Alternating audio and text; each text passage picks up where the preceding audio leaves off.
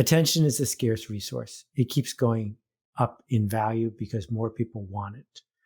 Trust is scarce. It keeps going up in value because more people are hustling, going for the short hustle, the hassling their way into make a buck today and disappear tomorrow. So if you earn attention and you get the benefit of the doubt and you're able over time to earn trust, you have an asset. You have an asset that few organizations or brands can possibly attain. The two scarce elements of our economy are trust and attention. That's Seth Godin, today's guest on the Eric Ries Show. He has written so many great bits like that over the many years. If you don't know him, he is a marketing genius and the author of books like The Purple Cow, The Dip, Linchpin, This Is Marketing, and of course, one of my favorites, Permission Marketing from 1999 that we talk about in our conversation. Seth has been the chronicler par excellence of the new marketing that started with the rise of the internet around the turn of the millennium, and has been a consistent advocate for treating people with respect, building companies that are trustworthy and that are likely to stand the test of time. He is a very successful speaker and blogger. He has written probably one of the most successful blogs of all time. He has stuck with it in a daily format. If you're not subscribed to Seth's blog, you are missing out. It is a daily dose of wisdom. In addition to his wisdom and terrific writing, Seth is also an entrepreneur. His advice is always practical and rooted in his actual experience of building companies that you can be proud of. So many people have had their career accelerated by Seth and his advice, me among them. And I think you're going to really enjoy this wide-ranging and interesting conversation. We talked about the importance of trustworthiness. We talked about the rise of the new AI.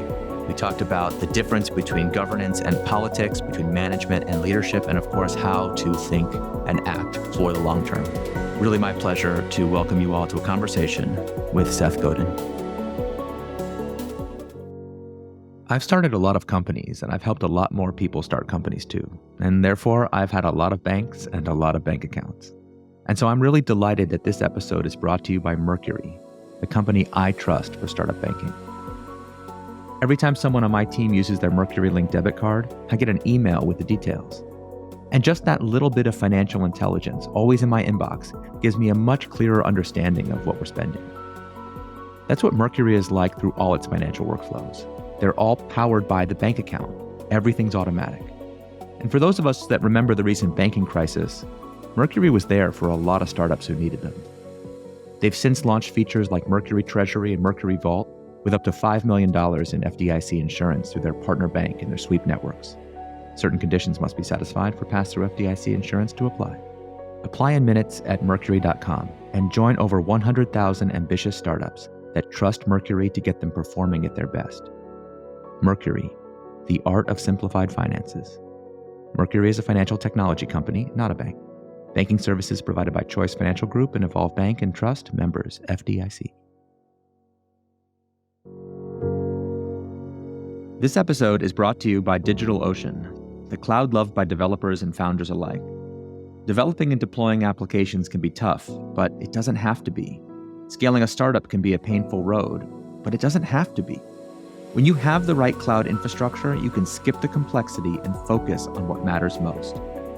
DigitalOcean offers virtual machines, managed Kubernetes, plus new solutions like GPU compute.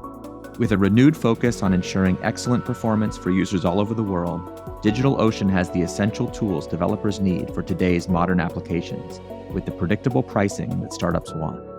Join the more than 600,000 developers who trust DigitalOcean today, with $200 in free credits and even more exclusive offers just for listeners at do.co/Eric. Terms and conditions apply. Seth, thank you so much for being here. I really appreciate you joining me. Eric, you're a legend. It's great to see your name in my inbox, and I'm happy to be here. Oh, that's really great. I appreciate it. Now, look, you are famous for having written so many awesome books about marketing, which I have really enjoyed. I think probably listeners will be most likely to know, The Purple Cow, or All Marketers Are Liars, or what's your most, well, you get The Purple Cow right there. Yeah, exactly. The best-selling one is either Purple Cow or This Is Marketing. Yeah, This Is Marketing is really a classic. But to me, you're not the maybe all-time most popular blogger. Is that possible? Since the genre was created, one of the most popular bloggers, certainly the famous TED Talk speaker, obviously an entrepreneur in your own right. But to me, you will always be the author of the 1999 classic, Permission Marketing. Can we start there? I'm happy. I thought you were going to say Email Addresses of the Rich and Famous, which is a book I'm not proud of, but all the other ones. Okay. So I can still remember reading Permission Marketing when I was a young engineer many, many, many years ago. And I think it was the very first book about marketing that I ever even remotely understood. Like it was like, oh, finally someone is explaining what to me had been such a mysterious and arcane thing in language that I could understand it. And although, obviously some elements of that book, for those who have not read it, are a little bit dated. There's a lot about Yahoo and how to, if I remember how to manage quizzes and things on Yahoo, which, things are different today. The core idea of that marketing is a form of earning the trust of customers and the permission to speak to them, just that has stuck with me all these years. And so first of all, thank you for that. But maybe you could it's 25 years later now. Can you believe that? Yeah, I actually can. If they cut me open, they'll be able to count a lot of rings. It's interesting, some of the overlap and challenge of building things for the long haul, dealing with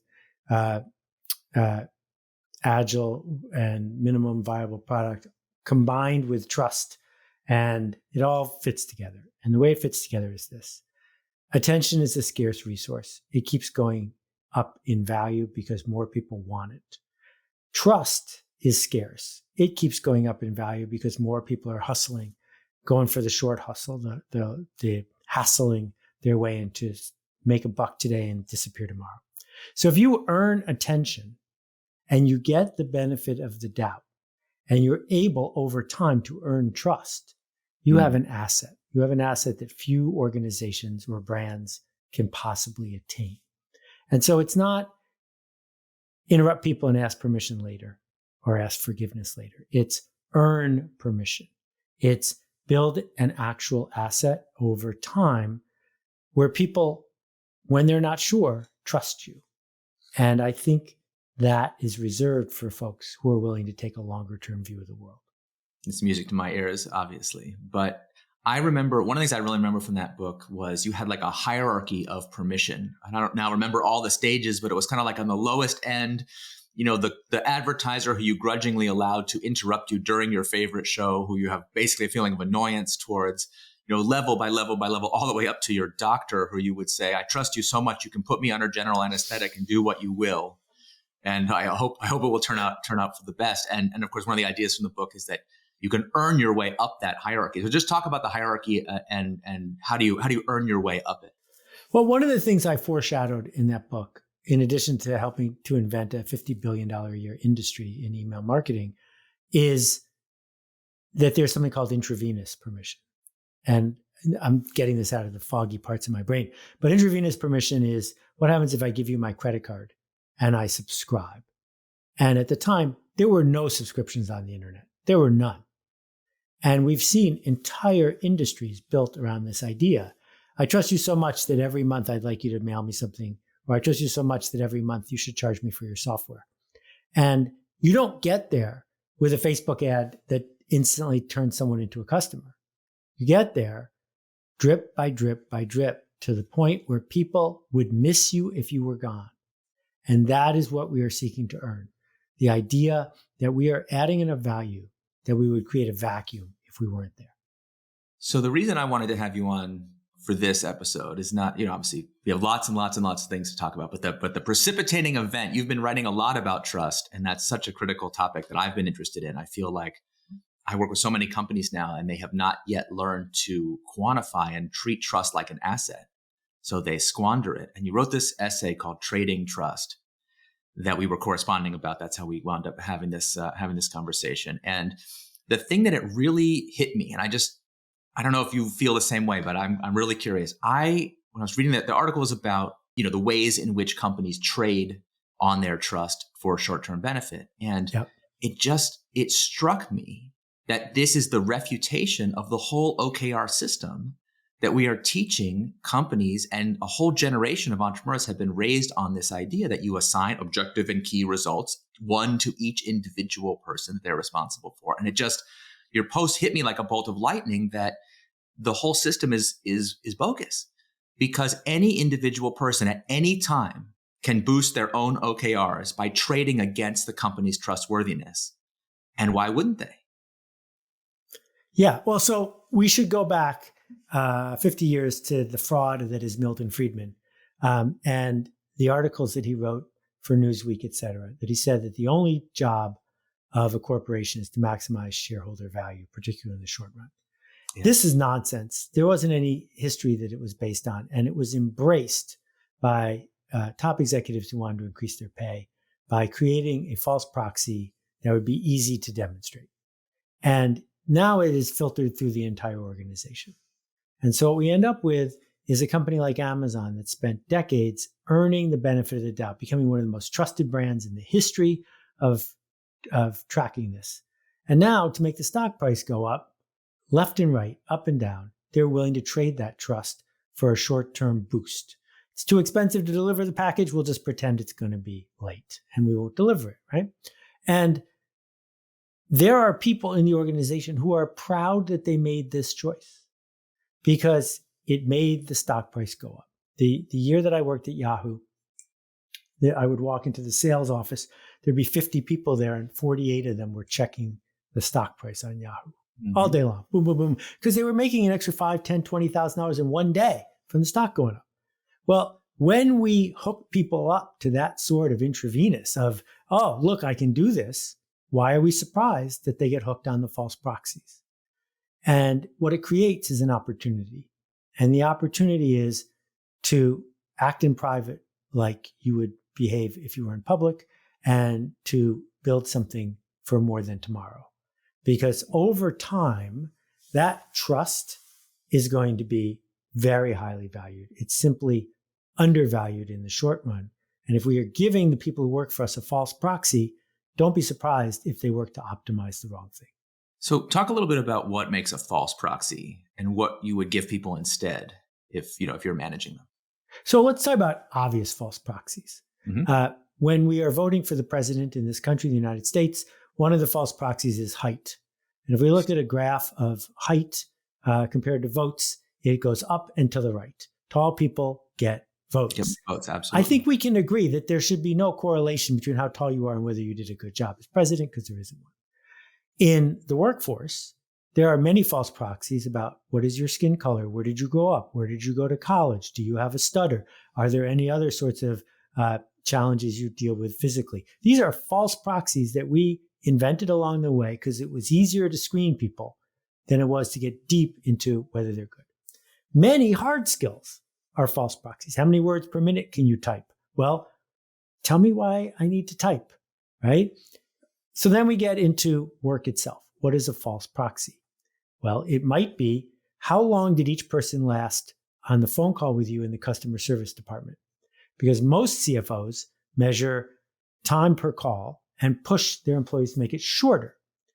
The late Tony Hsieh at Zappos said, you know what I'm going to do? I'm going to do the opposite, and I'm going to reward people for keeping folks on the phone a long time. The record is, I believe, 10 hours for one call. And why would he do that? Well, it turns out he built $1 billion shoe store on trust. And where that trust comes from is you would call them and they would take care of your problem no matter how long it took. All he sold was shoes, but he sold the company for $1 billion because the asset he sold wasn't the inventory of pumps. It was trust. And so if we get to the heart of it, it's not even the weirdly and easily gamed net promoter score. It's beyond that. It's what metrics can we use to figure out whether that person we interacted with, are they a valuable customer? Valuable either because their net present value is very high or because they talk a lot. If that person ends up more satisfied after they bought our last product or whatever, we did a good job. And that's not an easy measure, but it's an important measure. And your whole career is about helping people wake up to the fact that we might want to do important things, not easy ones. Well, thank you for that. Yeah, that's certainly my belief. But I guess, and I've spent a lot of years now trying to convince people to run their businesses this way. And I've learned how hard it is because we're pushing up against this old and very dominant idea. But let me give you one of the bits of pushback that I get quite often, which is that this sounds great, but it's not practical. Trust is vague. It's intangible. It's, like we need to run our business in a disciplined way. We need to be execution focused, right? We didn't focus things like that can be measured. And you may as well be telling us to measure the, fairy dust and rainbows, like, whatever. And I feel like that's such a dodge. But on the other hand, it's like, that's what people who are advocating for that in companies are up against that question. So how do you answer when people say that to you? Okay, so it's a marketing question. It is not actually a debate that someone is having with you. The subtext of what they're saying is, I'm afraid of change. I would prefer to have a safe sinecure. And I would like to point to my boss and my competitors so I'm off the hook. That's what they're actually saying. So answering their objection with rational thought doesn't get us anywhere. Tell me about it. What we traffic in actually is stories. And so if we think about what Michael Lewis wrote about in Moneyball, when Billy Beane was trying to persuade the scouts to change the proxy they were using to recruit players, they pushed back hard. They didn't push back hard because they cared one way or the other about whether the A's won, because the A's were already losing. What they cared about was, what will I tell my friends? What will I tell the other scouts? What will I tell my peers? What will happen to my self-esteem and my status if I announce my judgment is no longer important? And what's interesting is after the A's did so well, lots of teams copied it. They didn't copy it because he proved he was right. They copied it because it was embarrassing to not copy it. And that what people care about in everything, in all marketing, is status, affiliation, and fear. Fear, will I get in trouble? What will I tell the others? Affiliation, what is everybody else doing? Am I in sync? And status, will this help me move up or move down? And so when somebody shows up, a competitor, doing this sort of cycle, and it makes you look uninformed or dumb or whatever, you're going to switch, not because they're right, but because you don't want to deal with that emotion.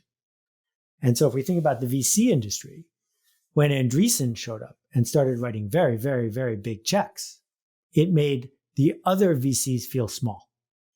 And so where the epidemic of unicorns came from is trying to keep up with the Joneses, not that there was an economic rationale for it. And so if I'm talking to someone who says, well, yeah, trust is hard to measure, my answer is, yeah, it is. But that person over there is doing it, and that person over there is doing it, and your board's going to ask you why you're not doing it. Can I help you get ready for that board meeting? Who are the exemplars that you point to when you're doing that? Well, I think the more specific industry-wide, the better.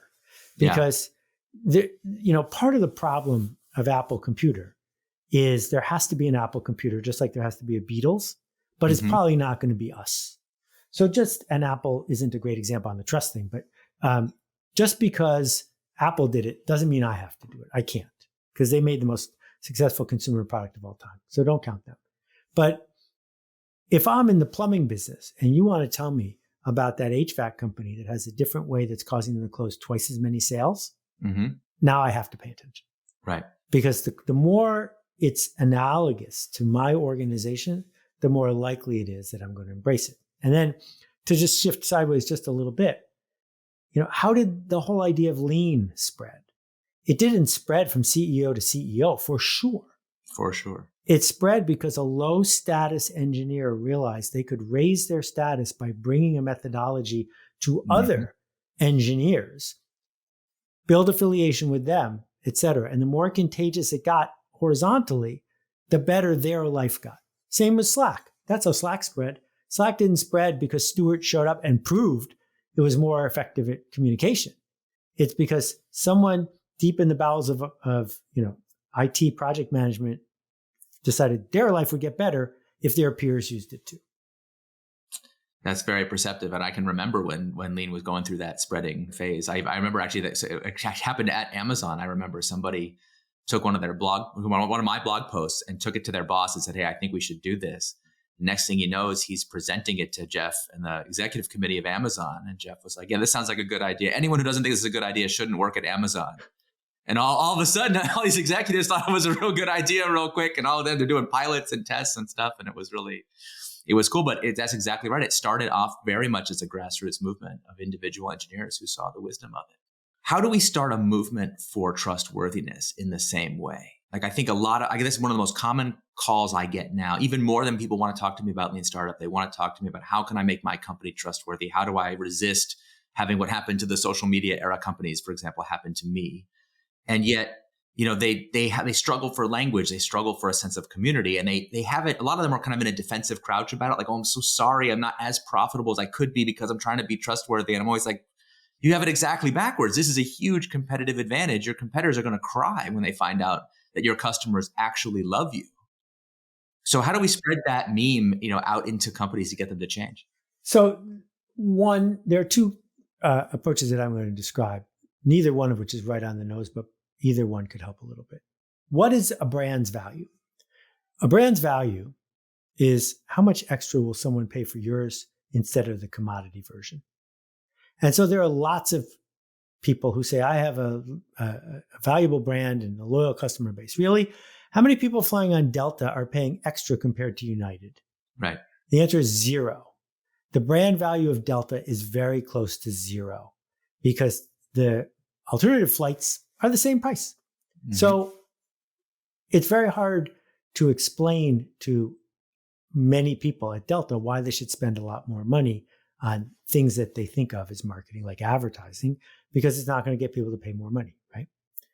So if we can demonstrate which brands are able to charge a premium because they are trusted, we can go to that part of the brain and that part of the organization to explain earned trust has a value. The second thing, getting to the status and affiliation part, is when someone shows up like US News did with colleges and ranks them, mm-hmm. their behavior changes. And this happened in the 50 best places to work, and we can go down a long list. So when someone shows up in an industry and says, this is the 10 most trusted brands in this industry and the 10 least trusted brands, every one of those brands is going to see the ranking. And if you then say, here are the steps needed to move up the ranking, many of these organizations will engage in the steps because no one wants to go to their boss and say, yeah, I saw we were in the bottom 4% and I'm not doing anything about it. Yeah, it's definitely somebody's job to not have you be on the worst list. And you've now created a problem for them by making the ranking. Right. Change always creates tension. If you don't want to create tension, you cannot make change happen. Totally. It's interesting because a friend of mine was telling me about recent business school graduates who have been taught that this kind of more enlightened way of running business, is better. But they have inadvertently, I think, been teaching students that it is the way that it is. So they go out into the real world and they're not equipped to handle the real politic and the kind of cultural stuff of these companies that are run in these really incompetent ways. And they wind up disillusioned. And it hit me that we're not teaching business leaders that they need to be change agents, where they've developed a sense of entitlement that things are supposed to already be changed in this way, rather than seeing like, no, you have to be the agent of change because that is the way that you're going to be competitively successful in a market-based economy. All right, so I'm pretty harsh about business schools. Yeah. I've run alternative business schools. I don't anymore, but I know it is possible to teach people to do extraordinary things. Business schools don't teach people to be leaders. They sort of teach them to be managers. They mostly teach them to look good and follow instructions. And do not underestimate the power of culture. When someone shows up in an organization, and most of the people who are graduating from elite institutions are going to places where they make the maximum amount of money, not the maximum amount of difference. When they discover what it's like around here, it doesn't take them very long to shift gears and do the things that are like around here because they're not leaders. And what it means to be a leader is to do something that might not work and to earn voluntary enrollment, to have people eagerly choose to follow you. And, I went to business school. I didn't know better but to start leading when I got my first job. And my peers thought I was nuts because I started leading the day I got there, the first day. There was try to imagine a world before voicemail or email. There was a fellows Fellows brand carousel. It's a plastic thing. It's a foot across. It has 40 slots in it. You spin it around. You see your name. While you were out, messages are there. Right. So I got to work at 9:00. I get back from lunch at noon and I walk over to the desk and there's the spinny thing. I'm the 30th employee. So there's 30 names in the thing. And I realized that A, they're in the order that you were hired, not alphabetically. And B, I'm going to have to spin this thing several times every day to find my name. So I think I'm doing a public service. I grab a paperclip and I put it on top of my name. Because now I'll be able to find mine. But also, if you know you're 2 away from my paperclip, you'll find yours too. Well, within 3 hours, it was festooned with colored paperclips and flags. Everyone said, what have we been waiting for? The company's a year old. Why didn't anyone do this before he did? Never occurred to me that I wasn't supposed to do that, right? Well, multiply that times 1,000. Multiply that times 10,000. Sure. We are not going, your Jeff Bezos story is heartening, except it doesn't depend on the CEO at almost any organization. It depends on someone who's not the CEO doing a small thing, giving away credit, taking the blame if it doesn't work, and then doing it again. And earning trust can be done in an afternoon with 3 customers. And the question then is, and then what? If you have a customer who ordered a custom thing from you and it didn't work out, what happens if instead of sending a forum email, you call that person? Does that change anything? If it does change anything, can you publish your results internally? And can you start that cycle about how we're going to deal with our mistakes? And I think this is all doable. And my friend Tom Peters has been ranting about this for 45 years. Oh my God. And we're afraid to do it. So what I love about your advice is how practical it is, even when we're talking about these, lofty topics. I'm going to quote you something that you wrote. I don't know if you even remember all these little details, but this is a great one. I love this one.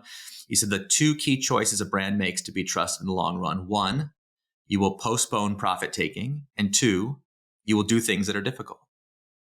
And I thought that is so unbelievably clear. Tell me about that. Okay. So you've hinted a couple times that earning trust might be profitable in the long run, but it might be expensive in the short run. I'm not sure that's the case. I think you can charge enough extra if you are creating trust value that it's profitable in the short run too.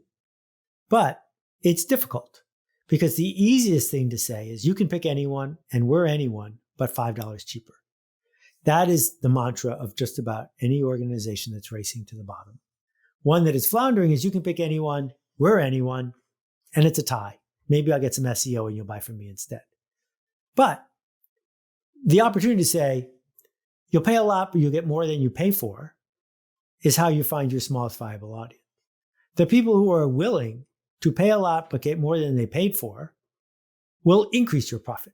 But it's difficult because then you have to justify that it's what they need. And if they walk away, you've got real trouble. So you can't do that and also be the same as everybody else. You have to figure out how to earn the premium. And all you have to do is take a look at the hotel business to understand that this can be done and can be done beautifully. All hotel rooms are dark and most are quiet. So when the Four Seasons or the Ritz sells me a hotel room, it's as dark and as quiet as the Motel 6. So what is the extra $400 for?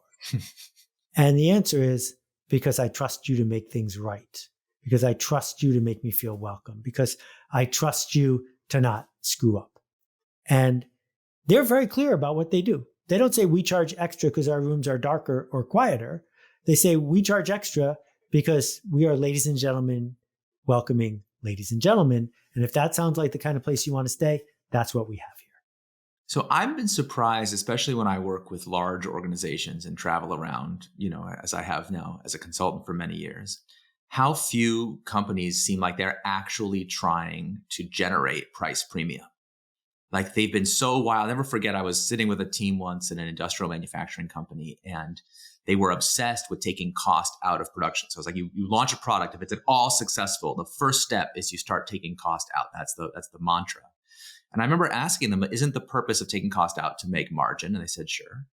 I said, well, isn't margin a two-sided equation? Couldn't we also increase margin by increasing value? And they looked at me like I was speaking a foreign language. Like, well, that's not, we're the production department. We're we're in charge of engineering. And it was like they didn't even conceive of the idea that they could do it on the other side. And therefore, the company was structured so that cost removal is a continuous process that's always happening and people are always being promoted for. And value improvement is a sporadic process that happens only when you can get a big enough budget to justify doing some project that takes forever. And so guess which one wins out? The continuous process completely defeats the sporadic process.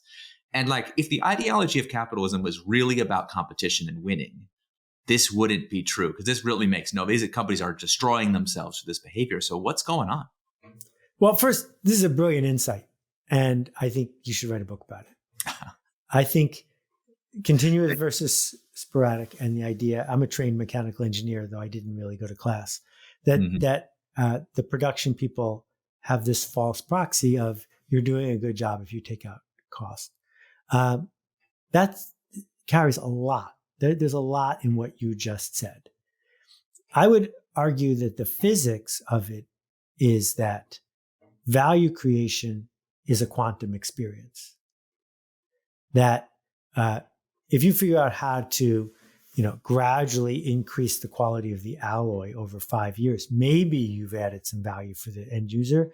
But mostly it's this quantum experience of going from version 1 to version 2, of increasing utility, et cetera. So I could see why someone who is averse to go, no-go decisions, averse to you failed, would prefer the micro process of tiny little improvements. But I also believe it is possible to create quantum improvements through continuous effort. And I think we can train ourselves and each other to do that, right? That we see this, for example, if you want to become a better novelist, you don't write a novel and then just wait until you have a brilliant novel. You start working on your second novel and keep rewriting it and editing it and improving it until it becomes a brilliant novel. You're just not shipping in between. Right. And I think that is totally possible with software development. It's totally possible with, what color are the eyeglasses you sell and everything in between. That's interesting. You see, that lines up with something else that I've noticed, which is, so people always complain when I come in, I tell them, hey, you should be more trustworthy or anything that we're talking about. They always say, oh man, business is already hard enough. Now I have to do extra, it's going to make it even harder. And it took me years to realize that I could reply by saying, interesting you say that. Maybe the reason business is so effing hard for you is that nobody trusts anything that you say. You tell your employees to do something, but they don't believe you. Your customers don't believe your share. Nobody believes you. If they believed you, maybe it would be easier. And it wasn't until I started to meet companies that have that culture internally, where they really are powered by trust and love. They're the only companies I meet where the executives never complain about the difficulty of communicating with their employees. Because if the thing is lined up with what people want to do in their heart, it's very easy to communicate. People are dying to do it. It's like those people do not complain to me about talent retention. They don't complain about recruiting. They don't complain about the difficulty of raising money, and they don't complain about being commoditized as competition. And I was like, the first time I met a company like that, I thought I was in product nirvana. And I thought, all I do is tell other companies about it. They'll all copy, but it's been hard. When you race to the bottom, you create something that's brittle because you have to create shortcuts in order to beat someone who is creating shortcuts. And when you race to the top, you have to do a different sort of thing. So I'll give you a very mechanical example of this, because again, we have to be careful not that trustworthiness doesn't mean give everyone a hug and give away stuff. That's not what we're talking about. So imagine that you're somebody who is a contractor doing commercial construction, and the kind of people you're working for have a lot at stake, and they can't afford to hire a contractor they don't trust, and they can't afford to hire a contractor that's going to mess up. Well, what if your reputation is such that it's very clear that what you do is you set up Wi-Fi cameras at the job site from the first day, and your clients can watch from their office 24/7 your entire team working at all times? Well, if your competitors don't do that, they got a lot of explaining to do. And when you do that, your team is going to act differently because they're always on camera. Now, they're not on camera because you don't trust them. They're on camera because you are earning it. So if they act like people on camera who are trusted, people are going to stop checking the cameras. Right. The point is, this is not tactical advice. This is to give you this idea that it is possible to say, we're going to build a resilient organization that can hold up to inspection, as opposed to building a brittle one that has to sneak around. I never thought of the connection between the brittleness of it. Of course, the short-termism does lead to that brittleness, but the connection between that and earning trust, that's such a great connection. That's really interesting. What about, so the other thing that makes me think about, it's interesting because people always talk about you as a marketing guru, which I certainly, if I had needed marketing advice, I certainly would ask you. And you can see already that your knack for storytelling and these aphorisms is like, you've been honing that craft for many years. So of course I appreciate it. But what's funny is I never really think of you as a marketing person. Neither do I. Because I have found that like the issues that you raise to me are like, issues that I used to when I was younger. I would see there was like engineering. My background is in engineering, and then I learned product, and then I learned marketing as these like separate disciplines. But like, not to be, but not being sacrilegious to say it's a bit like the Holy Trinity, where those are three different things, but they're all actually the same thing. And certainly from the customer's perspective, one of the things I learned is that if the customer experiences it, then it is the product, no matter what you call it.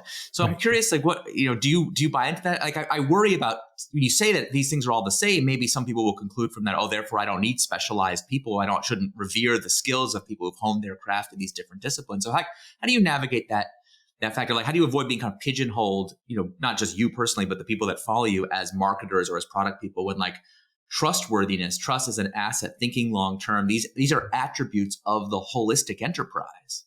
They're not really the responsibility of some sub-function.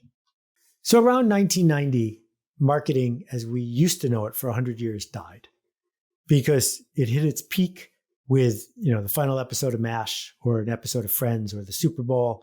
You make average product for average people. You advertise it a lot. You make enough money to advertise it some more. You get shelf space. You win. And it was very simple. That's how we got Band-Aids. It's how we got Desitin. It's how we got just Heinz ketchup.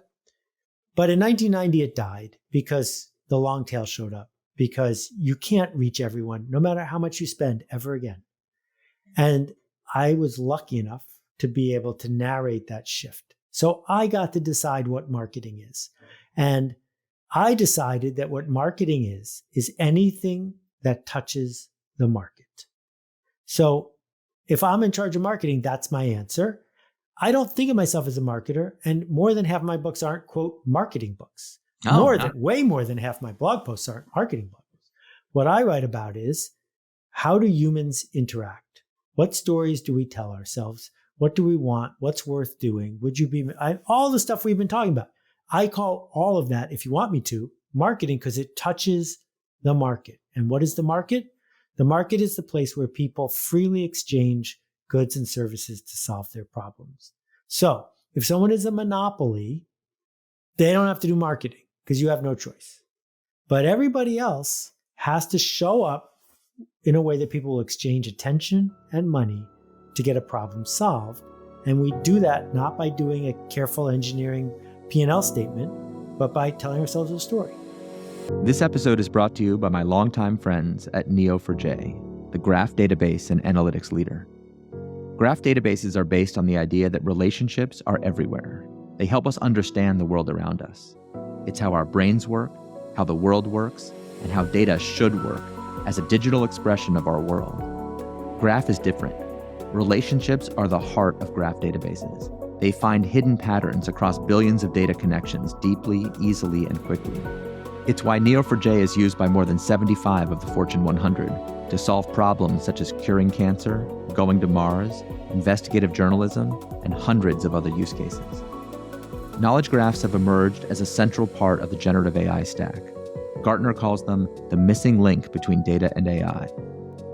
Adding a knowledge graph to your AI applications leads to more accurate and complete results, accelerated development, and explainable AI decisions. All on the foundation of an enterprise-strength cloud database. Go to neo4j.com/ERIC to learn more. I can't help but think about that in the context of the hype wave we're living through about AI. Everyone wants to talk about AI all the time, 24/7. My life has been very much about AI of late, working with AI companies, talking to companies about how to handle AI. And you've written a lot about the AI shift. I think you even likened it in one of your posts to getting to be alive, like when Henry Ford invents the Model T. And yeah, I didn't say that, but I said it's the biggest shift since electricity, I think. Yeah. So like that's, very profound. And from an opportunity perspective means that there's a whole new set of institutions to be built. Like what are you excited about? What are you fearful about? What are the opportunities and risks that you have currently on your mind from AI? So I think that LLMs that sort of speak English that you can argue with is a little bit of a sideshow. I still spend time arguing with Claude and with ChatGPT, mostly ChatGPT, because I find it annoying and a liar. But I don't think that's the big thing to think about.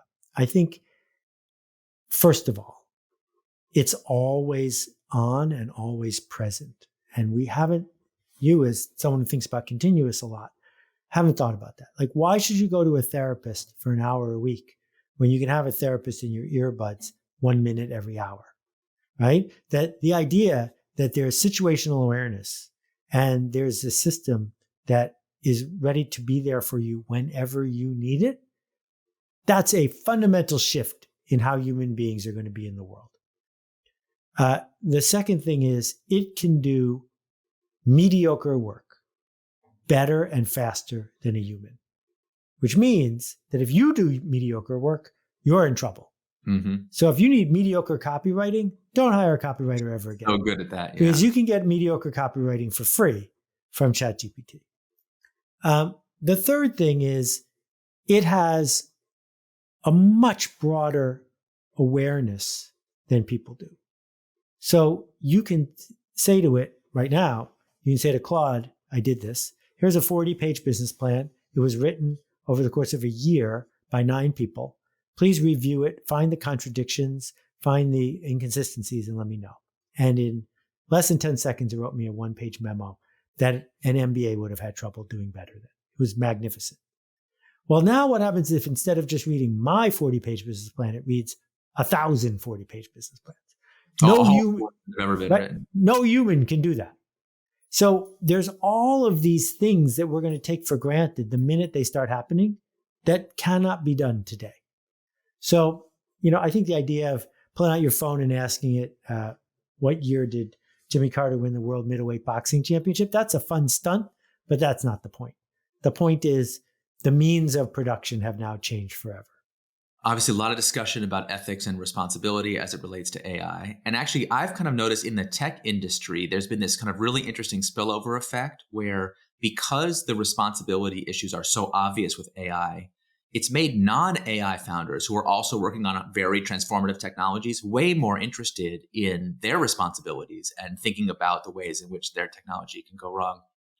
To me, trust, like the AI companies seem to me like have really missed your lesson about trust, because to me, the vendors in this space that are not trusted have no commercial prospects whatsoever. This is such a sensitive and difficult technology. People are so worried about it. There's so many ways it can go wrong. You just saw that Air Canada story about the customer service bot, that went off the rails and they already got sued already. It's just an instantaneous disaster from a very minor deployment of AI. Seems to me like the AI companies really should be far more focused on how do they make themselves trustworthy counterparties. What's your thoughts about what they ought to be doing? I'm a little bit more cynical. I think that the race to the bottom in AI is well paved. First of all, the bigger the promises you make, the more money you're going to raise.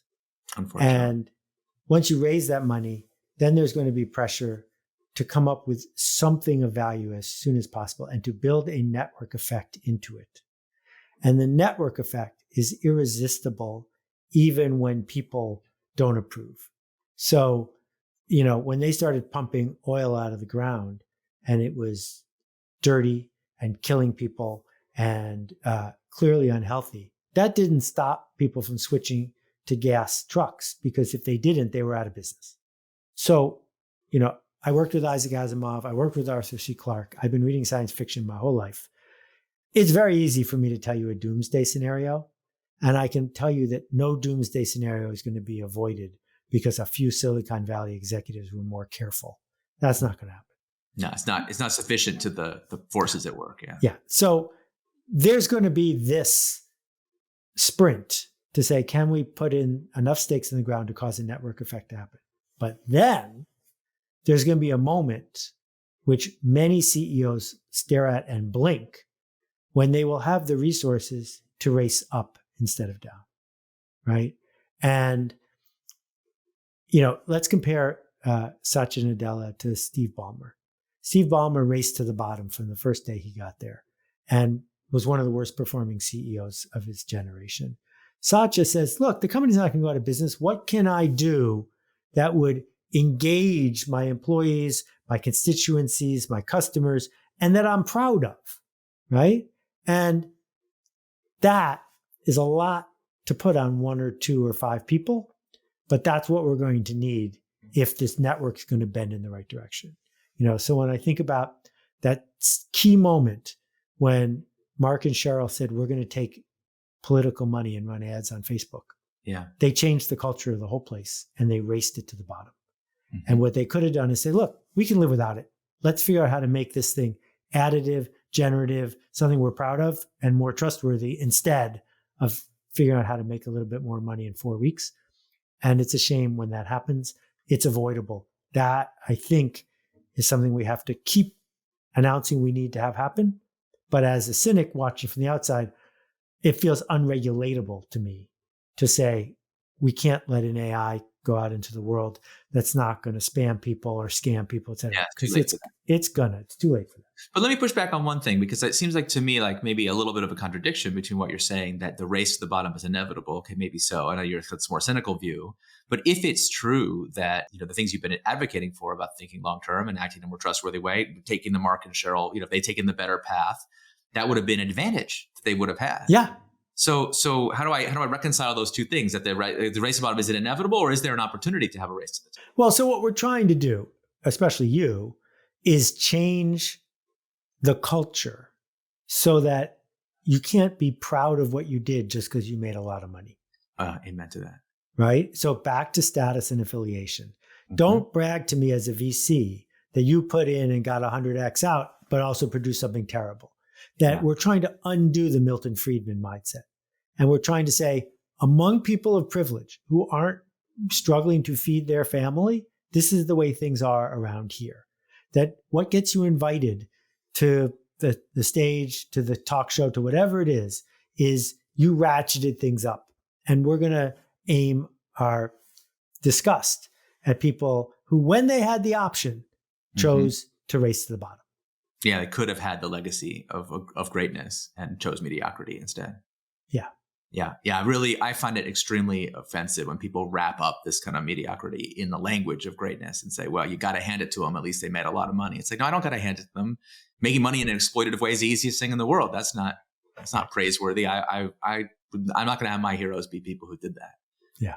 And I think that's true. I think a lot of people who are listening to this right now do not realize the power that they have to attach their attention and approbation to the people who they actually live their values. And, if you think that billionaires don't want your approval, ask yourself why they spend so much time buying media outlets and writing books and doing all this stuff to try to get you to tell you what a great guy they were. Well, they had everything they already want. They were perfectly happy. They wouldn't waste their time with that.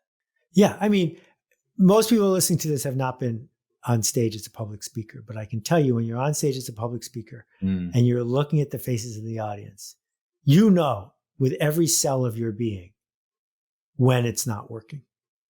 And, I can attest. Oh my when God. a CEO gets 50 phone calls or when a brand manager gets 80 letters, they pay attention that if 100 people write a letter to Unilever about palm oil, a meeting is going to happen.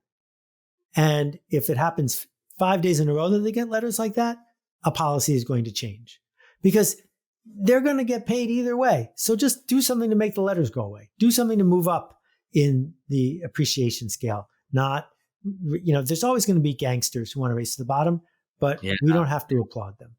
I want to go back to Milton Friedman point, because it's such a key one. And, lots of writers over the years have taken him out to the woodshed, and including you, done it very eloquently.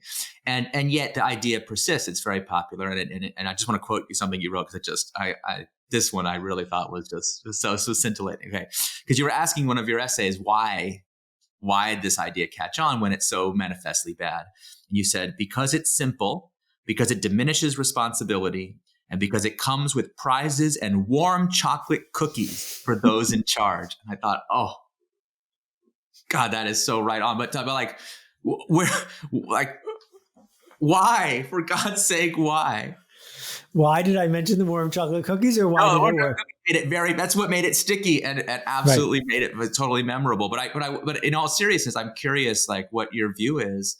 This idea, so taken over our society, and yet back to status and affiliation. I have a friend who used to work at a very famous media company, and they would get called to a meeting in the general counsel's office, and the general counsel had a private chef, and the meeting would take place right after lunch, and he'd be sitting there eating his warm chocolate cookie and wouldn't offer one to the people who came to the room. Right? It's like turtles all the way down. Who's up and who's not. And what this did was it took a system that already had scorekeeping in place, right? That the P&L was already present. And it said, the P&L is going to be elevated. The P&L is directly related to the stock price. And the people who are going to benefit the most are the people highest in status in the organization. Well, those are also the people who get to decide what's important. So human nature, they decided what was important is that they got warm chocolate cookies. All right. Can we do a quick lightning round? I'll do my best. Right. Because you have so many aphorisms and so many like sayings that are there's no way we could do them all in one episode. It would take all day to do them. But I just jot out a couple of my favorites, and you can just give me your reaction. Tell me just tell me what it means to you. I'll do my best. Yes. Some of these are great. Okay, first thing, just because I thought of it just actually on the theme you were just talking about. You said that things can either be optimized or maximized. What does that mean? Okay, so we maximize something when we make it go up as much as we possibly can. We optimize something when we find that spot on the curve where the trade-offs are in balance. And engineers learn early on that maximization is a trap. If you build the biggest airplane in the world, it will not fly. That's what Howard Hughes discovered, or something close to that. Whereas the optimal airplane would be the right balance of safety, efficiency, and payload. Harder to do because there's multiple variables. 100%. Okay, here's one that comes with an exclamation point. You can't shrink your way to greatness. Stole that from Tom Peters. Yeah. So what Tom was arguing about, this is after In Search of Excellence, is people like Chainsaw Al Dunlop figured out that they could make a lot of money by coming as a CEO and just slashing all sorts of divisions and personnel. And in the short run, your profit will go up if you do that, because that person who did that important thing, no one's going to notice it for 6 months. But then when they do, you're in really big trouble. And, I don't have any insight about what's going on at Boeing, but my hunch is there was some people there who tried to shrink their way to greatness. They probably would have been better off making better planes. Unequivocally true. Well, that's actually right on with the next one I was going to ask you. The short-term capitalist is betting that someone else will clean it up. Yeah. So what does it, as soon as you go public, what you've done is you've sold your company to people with a very short attention span who are particularly greedy. And you didn't get to pick them. And what these people will do is when the stock price goes up enough, they will sell. Now they're not your owners anymore. The next person is. And they try to time it so that the next person is left with the mess. They were just there for the ride on the way up. And please understand that those are the people who own your company. You don't have to listen to them, but that's who they are. Yeah, the speculators versus the investors, or the tourists versus the citizens of the republic is a metaphor I've used for a long time. Okay. You had a great post about politics versus governance, and governance is one of my hobby horse topics I spent a lot of time working on. And you said something I just thought was so great. Governance is the serious business of taking responsibility for leadership. Thank you. Yeah. And politics is the art of arguing. Yeah. And you're not supposed to talk about politics. I don't disagree, because who wants to have an argument? But we have to talk about governance all the time. We have to all the time say, are we doing the right thing in the right way for the right reason with the right resources for the right people? And if we're not, we need to keep talking about it until we are. This is one I think Tom Peters would approve of this one too. When we assume that everyone is a volunteer and that all power is transient, it's easier to become the person we're proud to be. That one hit me. Yeah. I mean, management has a bad history, right? And how do I extract enough power from a system to tell other people what to do, even when they don't want to? And you could probably get away with that in a place that's impoverished, where you're the only one with a machine. But it's very hard to get away with that if you're hiring knowledge workers who have a choice. And so if we just assume that people could go somewhere else tomorrow, then we will create the conditions for them to want to come here. Instead of wondering when your next vacation is, you ought to set up a life you don't need to escape from. This has been sort of misinterpreted. It's the first chapter of Lynchpin. Yeah. It's based on a true story. It was 5 o'clock in the morning, and I was in the only room at the hotel that had Wi-Fi. And I was in the lobby checking my email. And two people walked by, and one said, they'd probably been out all night drinking. One said to the other, look at that poor man. He has to be at work. And I realized in that moment, I had plenty of options right then. No one was waiting for me to do this thing. I was doing this thing because I wanted to do this thing, not out of fear, but out of joy. And there are many jobs. They're not necessarily fancy jobs with unlimited free espresso. There are many jobs where people might choose to do them as a hobby because they could. And every once in a while, we might get lucky enough to find one of those jobs or to create one of those jobs for other people. So I spent a year organizing the Carbon Almanac with 300 other people. All of us, including me, were volunteers. 300 people. I worked on it 70 hours a week, but plenty of people worked on it for a lot. And not one person got paid.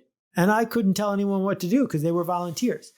What kind of project could you organize like that?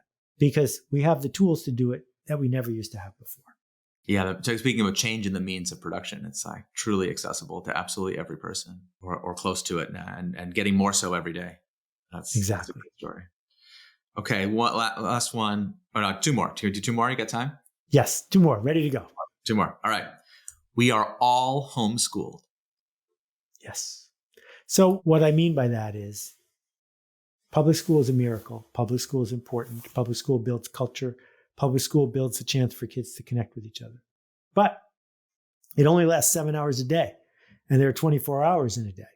So at least 17 hours left for kids to be with their parents, and hopefully their parents aren't overworked with the short end of the stick, unable to spend time with them. And what are we doing in those hours? How are we creating situations and expectations? The first 5 years, there is no school. So we aren't spending nearly enough time talking about and supporting this idea that everyone is homeschooled. And parents who have been, rejected because of systems of caste or educational inequities are being pushed to have their kids have the same problem. And what we need to do is give people support so that the homeschooling is as good as it can be. There's too many good things I want to ask you about. It's so hard. It's so hard to choose. Okay. You said the sequence of questions worth answering. This one's a little longer, but I love this. And I feel like so many leaders I talk to, if they would just do this one exercise, it would have such an effect on the quality of work that their team would do. So I'll read this a little longer if you don't mind. Okay. For everyone on the team, here are the questions worth answering. Do you care enough to do great work? Can we agree on what great work looks like? When the world changes, do we have a process to redefine great work? That's so good. And do you have the tools you need to reach your goals? How could we create a system where great work is easier to do? And it was that last bit that really did it for me, to see that like when people are not doing great work, it's not that they lack greatness in some inherent way, but that the system around them is inhibiting or making it harder to do great work than mediocre work. Yeah, Tell me about you these nailed questions. it. Yeah. And I think that this is at the core of your contribution. How do we build a system that creates the conditions for great work to more easily occur? And I have seen it happen at fast food restaurants. I have seen it happen at hospitals. Just go look up the Aravind Eye Hospital in India. There are more people who have their eyesight restored than the sum total population of Los Angeles and Chicago because of this one doctor and one hospital that figured out that they could create the conditions for this to happen. And so it's not that India has better cataract surgeons than some other country. It's that the conditions were created. So if you want to take credit as a CEO, as an organizer, as an engineer, that is what we need to do, is build these generative systems, not manage our way out of it, because it's really hard to manage your way out of anything these days. I can't add anything to that. So much of your work, I mean, it's nominally about business, but it has this spiritual dimension to it. And I feel like you kind of weave it in sometimes a little bit esoterically. I think you had a post recently about, you said, instead of holding on for dear life, we should let go for dear life. And I wonder, I feel like some people think it's ridiculous to talk about business as a spiritual pursuit. But I read it between the lines of so much of what you're reading, what you've written. And I'm curious what you think about that. Every person on this call is richer than the last king of France was. Every person who's listening to this is going to have dinner tonight. And to build this world where we get to play like this, we wrecked the planet. And who knows how much longer we've got. So if you're spending 8 or 10 or 12 hours a day doing something that isn't spiritual, please tell me why. Because it's not to feed your family, because there's lots of things you can do to feed your family that have less drama. It's our only day. We only get today once. Why are you living it like you're going to get it over with? What an incredible note to end on, Seth. The inimitable Seth Godin. I really appreciate taking the time. This is just, full of so many practical tips and such deep wisdom. Thank you for all you have done for me in my career over the many years and for so many of us. So an absolute pleasure. Conversation. Go make a ruckus, Eric. Good to talk to you. Yes, sir. Thanks, sir. You've been listening to The Eric Ries Show. Special thanks to the sponsors for this episode, DigitalOcean, Mercury, and Neo4j. The Eric Ries Show is produced by Jordan Bornstein and Kiki Garthwaite. Research by Tom White and Melanie Rehack. Visual design by Reform Collective. Title theme by DB Music. I'm your host, Eric Ries. Thanks for listening and watching. See you next time.